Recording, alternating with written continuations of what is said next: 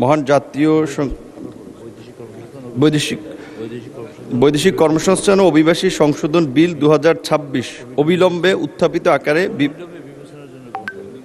অবিলম্বে বিবেচনা করা হোক। আমি প্রবাসী কল্যাণ ও বৈদেশিক কর্মসংস্থান মন্ত্রণালয়ের প্রতিমন্ত্রী মোহাম্মদ নুরুল হক বৈদেশিক কর্মসংস্থান ও অভিবাসী আইন 2013 অধিকতর সংশোধন কল্পে আনিত একটি বিল মহান জাতীয় সংসদে উত্থাপনের অনুমতি প্রার্থনা করছি।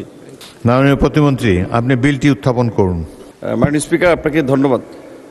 আমি মোহাম্মদ নুরুল হক প্রবাসী কল্যাণ ও বৈদেশিক কর্মসংস্থান মন্ত্রণালয়ের মাননীয় মন্ত্রীর পক্ষে প্রতিমন্ত্রী মোহাম্মদ নুরুল হক বৈদেশিক কর্মসংস্থান ও অভিবাসী আইন 2013 অধিকতর সংশোধন কল্পে আনিত একটি বিল মহান জাতীয় সংসদে উত্থাপন করা হলো। বৈদেশিক কর্মসংস্থান ও অভিবাসী সংশোধন বিল 2026 সংসদে উত্থাপিত হলো।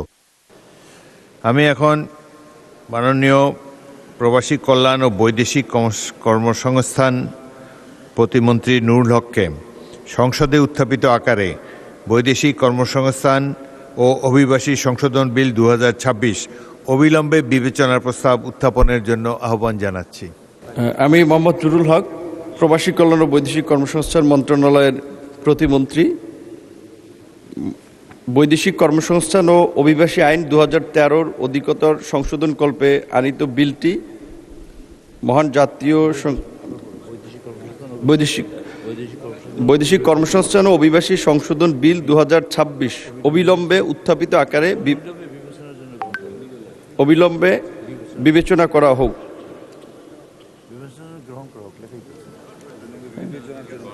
আবার বলেন।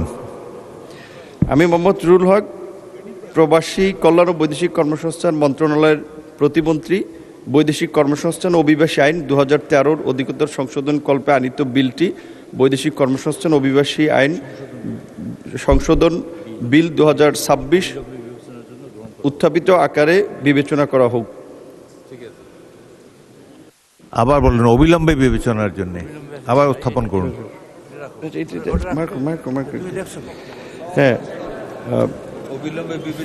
আমি মোহাম্মদ নুরুল হক প্রবাসী কল্যাণ ও বৈদেশিক কর্মসংস্থান মন্ত্রণালয়ের প্রতিমন্ত্রী বৈদেশিক কর্মসংস্থান ও অভিবাসী আইন 2013 অধিকতর সংশোধন কল্পে আনিত বিলটি বৈদেশিক কর্মসংস্থান অভিবাসী সংশোধন বিল 2026 অবিলম্বে উত্থাপিত আকারে বিবেচনা করা হোক।